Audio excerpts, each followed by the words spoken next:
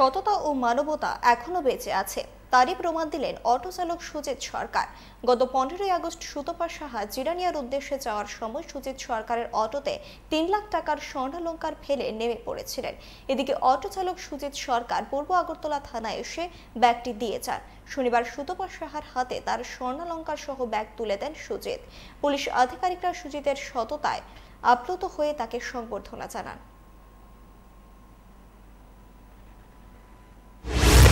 ভবিষ্যৎ থেকে এনআইটিতে যাবো গাড়িতে উঠছিলাম।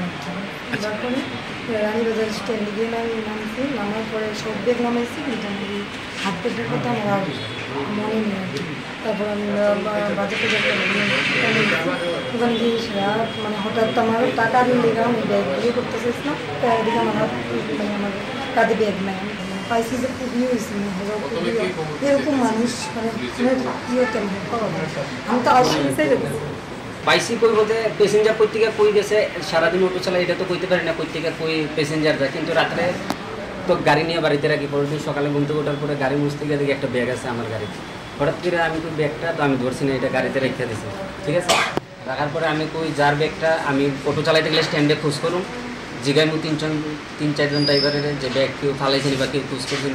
এরকম করে সারাদিন রাত্রে আমার কাছে রাখতে সেটা দেখি যে কেউ খোঁজ করছে না। আমি রাত্রে 10টার সময় সিদ্ধান্ত নিয়েছি যে আমি এটি থানাতে জমা দিই। সুতপা সাহা নামে একজন মহিলা ধলেশ্বর থেকে একটি অটো ভাড়া নিয়ে উনি এনআইটিতে যান জেনারে। তো উনি চলার পথে উনি যখন ওনার স্টেশন এনআইটিতে উনি পৌঁছার পর উনি অটো ছেড়ে দেন, কিন্তু উনি ভুলে ওনার ব্যাগটা ফেলে যান গাড়িতে, অটোর মধ্যে।